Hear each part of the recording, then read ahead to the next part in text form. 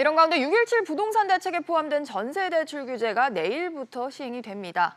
앞으로는 전세대출을 받아서 3억 원 이상 아파트를 사는 것이 일부 지역에서 차단이 되는데요. 취재기자 연결해서 자세한 소식 들어보죠. 오수영 기자. 네, 오수영입니다. 구체적으로 어떻게 강화가 되는 거죠?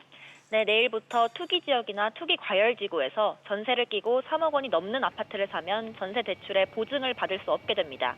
갭 투자에 전세 대출이 이용되지 못하도록 하기 위해서입니다.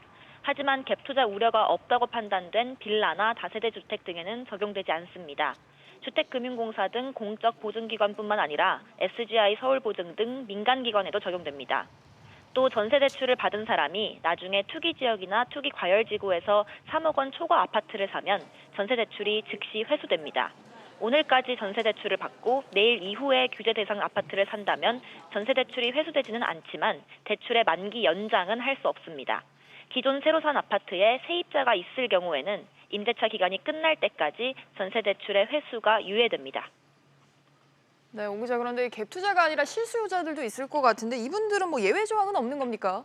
있습니다. 직장 이동이나 자녀 교육, 또 부모 봉양 등의 이유로 전셋집과 소유한 주택 모두에서 한 가족이 거주할 때는 시군 간의 이동만 인정됩니다. 서울과 광역시 내에서는 금지됩니다. 또 내일 이후에 전세대출을 신청했더라도 규제 대상 아파트의 분양권이나 입주권을 사면 대출이 회수되지 않습니다. 규제 적용을 할 때 구입 시점이 등기 이전 완료일, 그러니까 아파트 소유권 취득 시점이기 때문입니다. 그렇군요. 이 전세대출 보증 한도도 전해주시죠. 네, 내일부터 1주택자가 주택도시보증공사의 전세대출 보증을 받을 때 최대 4억 원이었던 한도가 2억 원으로 축소됩니다. 민간기관인 SGI 서울보증의 한도도 최대 5억 원이었던 것이 3억 원으로 낮아집니다. SBS CNBC 오수영입니다.